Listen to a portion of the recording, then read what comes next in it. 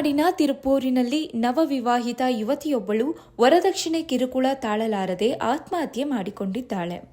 800 gram ಚಿನ್ನ ಮತ್ತು 70 ಲಕ್ಷ ಮೌಲ್ಯದ ಕಾರು ಕೊಟ್ಟರೂ ವರದಕ್ಷಿಣೆಗಾಗಿ ಪತಿ ಮನೆಯವರು ನೀಡುತ್ತಿದ್ದ ಚಿತ್ರಹಿಂಸೆಯಿಂದ ಬೇಸತ್ತು ಯುವತಿ ಆತ್ಮಹತ್ಯೆ ಮಾಡಿಕೊಂಡಿದ್ದಾಳೆ.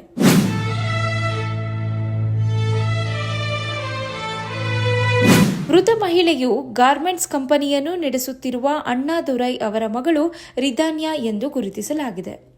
ಕಳೆದ ಏಪ್ರಿಲ್ನಲ್ಲಿ ರಿದಾನ್ಯಾ ಹಾಗೂ ಕವಿನ್ ಕುಮಾರ್ ಮದುವೆಯಾಗಿದ್ರು.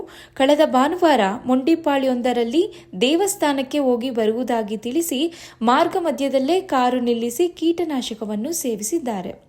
ಬಳಿಕ ಕಾರು ಸ್ಥಳದಲ್ಲಿ ನಿರಂತರವಾಗಿ ನಿಂತಿರುವುದನ್ನು ಕಂಡು ಸ್ಥಳೀಯರು ಪೊಲೀಸರಿಗೆ ಮಾಹಿತಿ ನೀಡಿದ್ದಾರೆ. ಸ್ಥಳಕ್ಕೆ ಆಗಮಿಸಿ ಪೊಲೀಸರು ಪರಿಶೀಲನೆ ನಡೆಸಿದ್ದು, ಮೃತ ಮಹಿಳೆಯ ಬಾಯಲ್ಲಿ ನೊರೆ ಬಂದಿರುವುದರಿಂದ ಆಕೆ ಮೃತಪಟ್ಟಿದ್ದಾಳೆ ಎಂದು ದೃಢವಾಗಿದೆ. ನಂತರ ಮೃತದೇಹವನ್ನು ಮರಣೋತ್ತರ ಪರೀಕ್ಷೆಗಾಗಿ ಜಿಲ್ಲಾ ಆಸ್ಪತ್ರೆಗೆ ಕಳುಹಿಸಲಾಗಿತ್ತು. ಇನ್ನು ಪರಿಶೀಲನೆ ಬಳಿಕ ರಿದಾನ್ಯಾ ಸಾಯುವುದಕ್ಕಿಂತ ಮುಂಚೆ ತನ್ನ ತಂದೆಗೆ ವಾಟ್ಸಾಪ್ ಮೂಲಕ ವಾಯ್ಸ್ ಮೆಸೇಜ್ಗಳನ್ನು ಕಳಿಸಿದ್ದಾಳೆ.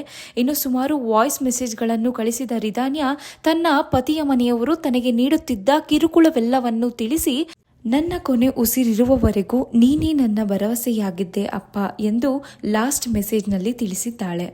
ಸದ್ಯ ಪ್ರಕರಣ ದಾಖಲಿಸಿಕೊಂಡ ಪೊಲೀಸರು ಆಕೆಯ ಪತಿ ಕವಿನ್, ಅತ್ತೆ ಚಿತ್ರಾದೇವಿ ಹಾಗೂ ಮಾವ ಈಶ್ವರ್ ಮೂರ್ತಿಯನ್ನು ಬಂಧಿಸಿ ವಿಚಾರಣೆ ನಡೆಸುತ್ತಿದ್ದಾರೆ.